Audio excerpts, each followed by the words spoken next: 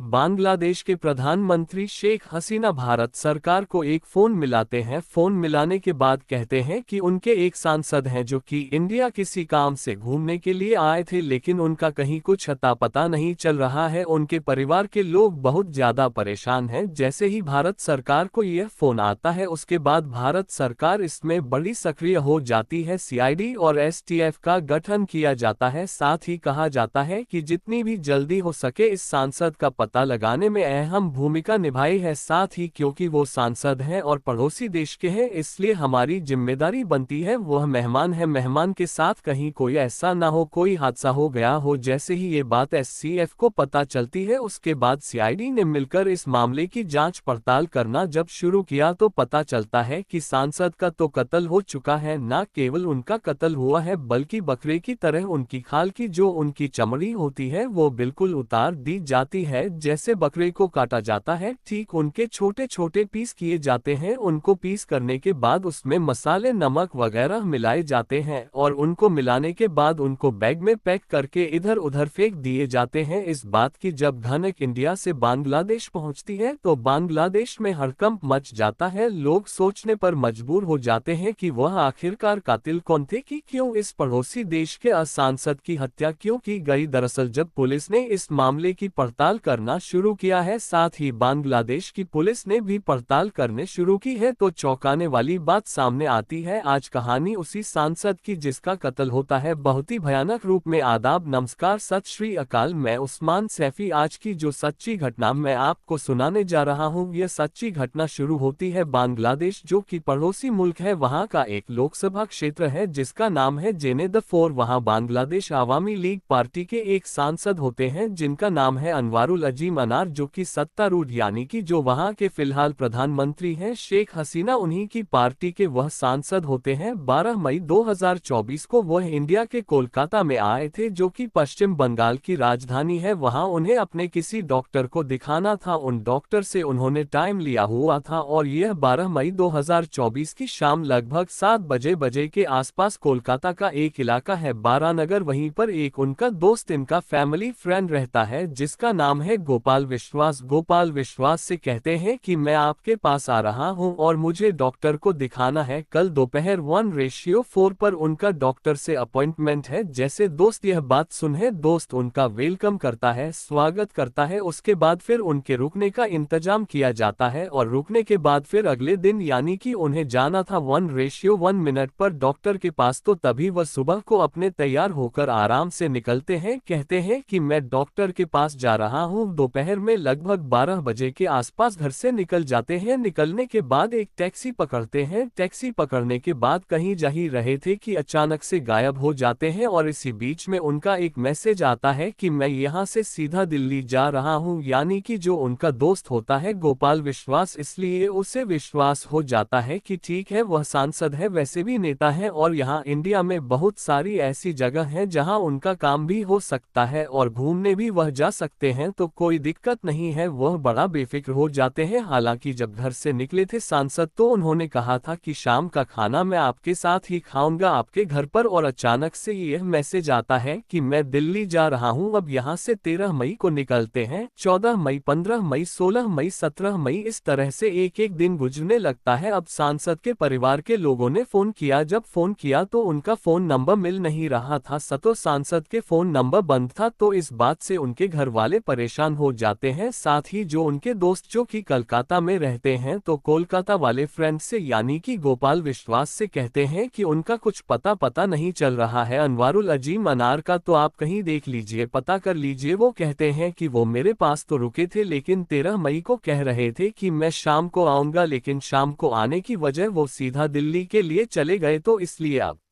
उनका कुछ पता नहीं है। जब इंडिया में जो उनके दोस्त के परिवार के लोग, साथ ही बांग्लादेश में उनके जो परिवार के लोग थे, वो परेशान हो जाते हैं। उधर वो पुलिस के संपर्क कर रहे थे, इधर ये तमाम तरह के लोगों से बातचीत कर रहे थे। डॉक्टर के पास जाते हैं कि डॉक्टर साहब, आपसे जो अपॉइंटमेंट लिया था, तो क्या आप उसकी मुलाकात हुई कि नहीं हुई। डॉक्टर साफ इनकार कर देते हैं कि वह मेरे पास तो नहीं आया। अब जब ये दिक्कत परेशानी बढ़ जाती है, तभी गोपाल विश्वास सीधा पुलिस स्टेशन जाते हैं, हैं, जाकर कहते हैं कि इस तरह से एक सांसद हैं जो कि बांग्लादेश में रहते हैं, जिनका नाम अनवारुल अजीम अनार है और वह गायब हो चुके हैं, आप उनकी ढूंढवाने में मदद कर दीजिए। इधर तो वो थाने जाते हैं, इनके जो दोस्त थे गोपाल विश्वास, उधर बांग्लादेश की जो प्रधानमंत्री होती हैं शेख हसीना, वह सीधा भारत सरकार को फोन करके कहते हैं कि हमारी पार्टी के एक सांसद हैं जो गायब हो चुके हैं, आप उनकी ढूंढवाने में मदद कर दीजिए। अब भारत सरकार जो कोलकाता की सीआईडी होती है, साथ ही एसटीएफ होती है, उसका गठन करते हैं। कहते हैं कि यह मामला पड़ोसी मुल्क से जुड़ा हुआ है, बहुत ही सेंसिटिव मामला है, इसलिए इस मामले को बड़ी प्रमुखता से देखना है, इस मामले की जांच पड़ताल करना शुरू करना है। अब सीआईडी और एसटीएफ अपनी जांच पड़ताल में जुड़ जाती है तो पता चलता है कि 20 मई 2024 को उन्होंने एक ऐसे व्यक्ति को गिरफ्तार किया जिस व्यक्ति का नाम होता है जिहाद हवालदार, जिसके बाप का नाम जनरल हवालदार होता है, जो कि बकपुर थाना दिघल जिला खुलना बांग्लादेश का निवासी होता है। जब उससे बातचीत की जाती है, उससे पड़ताल की जाती है, वो कहता है कि साहब मैं मुंबई में रहता हूं अप्रवासी रूप से और मैं पिछले 2 महीने पहले ही यहां पर कोलकाता घूमने के लिए आया था। जब पुलिस ने उसे सख्ती से पूछताछ की, क्योंकि पुलिस ने जब सीसीटीवी कैमरों को खंगालना शुरू किया तो सीसीटीवी खंगालने के बाद कुछ उसे चौंकाने वाली चीजें मिलती हैं। अब जब इससे सख्ती से पूछा जाता है तो सख्ती से पूछने के बाद कुछ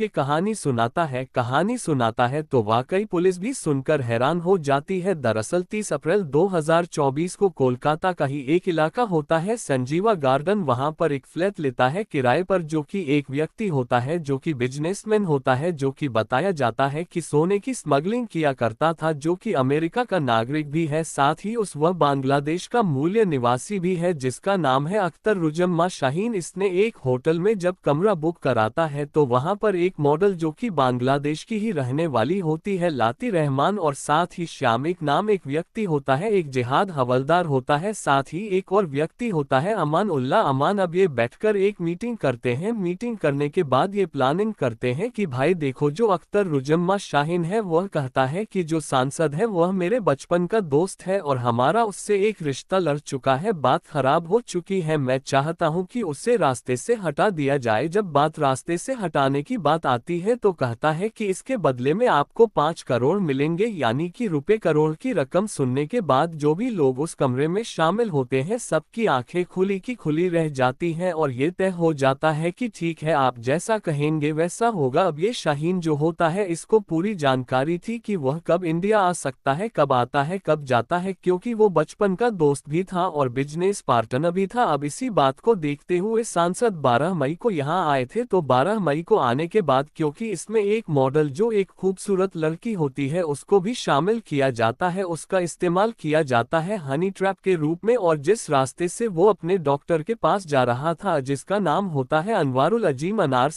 जब सांसद जा रहा है तो अचानक से सामने से ये जो लड़की होती है शांति रहमान, वो अचानक से मिल जाती है और सांसद ने उसे देखा कि तुम यहाँ क्या कर रही हो, क्योंकि वो बांग्लादेश की ही मॉडल थी और बांग्लादेश का ही सांसद था। पड़ोसी मुल्क में, पड़ोसी इलाके में या दूर दराज कहीं मिल जाते हैं अपने ही इलाके के लोग तो उनसे एक अलग तरह का मेल मिलाप होता है, अलग तरह की बातचीत होती है। वो एक दिन उसे देख के खुश हो जाते हैं। वो सांसद बताते हैं कि मैं तो यहाँ किसी डॉक्टर के पास आया था। वो कहती हैं कि मैं यहीं पर रुकी हुई हूँ, अगर आपको कोई ऐतराज ना हो तो क्यों ना कमरे पर चले। तो कुछ कमरे पर चलने का कुछ बहाना किया जाता है। वह मॉडल इस सांसद को अपने साथ लेकर चली जाती है और वो एक इलाका लगता है कोलकाता का संजीवा इलाका, जो कि न्यू टाउन इलाके में होता है। वहां जाने के बाद जैसे ही मॉडल उस सांसद के साथ कमरे में प्रवेश करती है तो पहले से ही वहां पर अमानुल्लाह अमान, सियाम मुस्ताफी, जिहाद हवलदार ये पहले से ही मौजूद होते हैं। और जैसे ये अंदर कमरे में एंट्री कर रहे थे तो कमरे में जाते हुए पर दिखाया जाता है कि बाकी जो 2 लोग होते हैं उनके हाथ में बैग होते हैं, नीले कलर के बड़े से बैग होते हैं। अब कमरे में अंदर जाते हैं, अंदर जाने के बाद इससे पहले कि कोई बातचीत का सिलसिला शुरू होता कुछ होता, तभी ये 3-4 जो साथी होते हैं बहुत बुरी तरह से इस सांसद को पकड़ लेते हैं और जकड़ लेते हैं। हाथ पैर से पकड़ने के बाद उस सांसद का गला दबाकर उसकी हत्या कर देते हैं और गला तब तक दबाया जाता है जब तक उसकी मौत नहीं हो जाती है, जैसे उसकी मौत हो जाती है। अब उसके बाद कहते हैं कि यहाँ से निकाल पाना बहुत मुश्किल है, क्योंकि ये होटल है और होटल में सीसीटीवी कैमरे भी लगे हुए हैं। अब यहाँ से कुछ ऐसी प्लानिंग करते हैं जिससे लाश यहाँ से गायब हो जाए और किसी को इस बात का एहसास भी ना हो, क्योंकि जो जिहाद हवालदार होता है वह पेशेवर कसाई होता है और मुंबई में रहता है। जब वो बांग्लादेश में रहता था तो पेशेवर ही कसाई का काम किया करता था, गोश्त काटना या किसी जानवर को जिवा करना, उसके पीस बनाना, इस तरह से उसका ये प्रोफेशनल काम था। तो इसलिए उसको हायर किया जाता है और कहा जाता है कि रुपए करोड़ जो दिए जा रहे हैं, इस 5 करोड़ में तुम्हारी भी हिस्सेदारी होगी, लेकिन तुम्हें काम बहुत ही शानदार तरीके से करना होगा। अब जैसे ही सांसद की मौत हो जाती है गला दबाने से, उसके बाद सांसद जमीन पर पड़ा हुआ है, पहले से ही छुरियां वगैरह तैयार कर ली जाती हैं, गोश्त काटने के जो हथियार होते हैं उनको भी पहले से तैयार कर लिया गया था। और इस जिहाद हवलदार ने उस सांसद की जो चमड़ी थी, पहले चमड़ी को पूरी तरह से उतार लेता है। क्योंकि अगर यह कभी लाश मिल जाए या इसके शव के टुकड़े मिल जाए तो कभी इसकी सख्त ना हो पाए, पहचान ना हो पाए, इसलिए उसकी चमड़ी को बिल्कुल अलग कर देते हैं। अलग करने के बाद उसके शरीर के छोटे छोटे टुकड़े किए जाते हैं। टुकड़े करने के बाद उसमें कुछ मसाले मिलाए जाते हैं, नमक मिलाया जाता है। उस मसाले और नमक मिलाने का मकसद सिर्फ एक ही था, ताकि ये लाश के पीस जहां भी फेंके जाएंगे, टुकड़े जहां ही फेंके जाएंगे, जितनी जल्दी हो सके वो गल जाए। ठीक वैसे ही होता है और वैसे ही करने के बाद उनके छोटे छोटे टुकड़े करने के बाद उनको पॉलीथीन में पैक किया जाता है। और पैक करने के बाद ताकि उसमें से कोई ब्लड ना निकलने लगे, इसलिए जब सूटकेस में उन्हें भर रहे थे तो सूटकेस में पहले पॉलीथीन में पैक करने के बाद दो सूटकेस में वो आराम से पैक कर देते हैं और यहाँ से निकल जाते हैं। अब इन्हें जिम्मेदारी दी जाती है, जो पुरुष होते हैं उनको जिम्मेदारी दी जाती है कि वो विभिन्न परिवहन मार्गों से विभिन्न परिवहन साधनों से वो अलग अलग जाएंगे और उन पीसों को जहां भी मन करेगा उन्हें फेंक देंगे, डिस्ट्रॉय कर देंगे, ताकि यह जो टुकड़े हैं लाश के वो कभी भी किसी को मिल ही ना पाए। इसलिए उन्होंने कोलकाता के जो आसपास का इलाका था उसको चुना, साथ ही भान के कृष्णावती एक इलाका होता है उस इलाके को चुना और वहां पर जो भी पॉलीथीन बनाई थी उन पॉलीथीन से उस मीट को फेंक दिया जाता है। अब चाहे उसका जानवर इस्तेमाल करे या फिर कोई ऐसी चीज का इस्तेमाल किया गया होगा ताकि जितनी जल्दी हो सके वो जो लाश के टुकड़े हैं वो बिल्कुल खत्म हो जाए, ताकि मिल ना पाए। अब जो मॉडल होते हैं, मॉडल 15 मई को अमानुल्लाह अमान के साथ और साथ ही मुस्तफ़ा मुस्तफिज और साथ ही श्याम इनके साथ निकल जाते हैं बांग्लादेश। अब यहाँ पर क्योंकि यह अप्रवासी था जिहाद हवलदार, तो वह यहीं रुक जाता है और यहाँ रुकने के बाद वह आराम से घूम रहा था, लेकिन उधर जो सांसद है अपने घर नहीं पहुँचता, वापस अपने दोस्त के पास नहीं पहुँचता और संपर्क टूट जाता है। 19 मई 2024 से उसका मोबाइल पूरी तरह से बंद हो जाता है। हालांकि इस बीच में जो उनका फोन था वह कोई और ही इस्तेमाल कर रहा था। 13 मई 2024 को जैसे ही डॉक्टर से अपॉइंटमेंट था उसी दिन बताया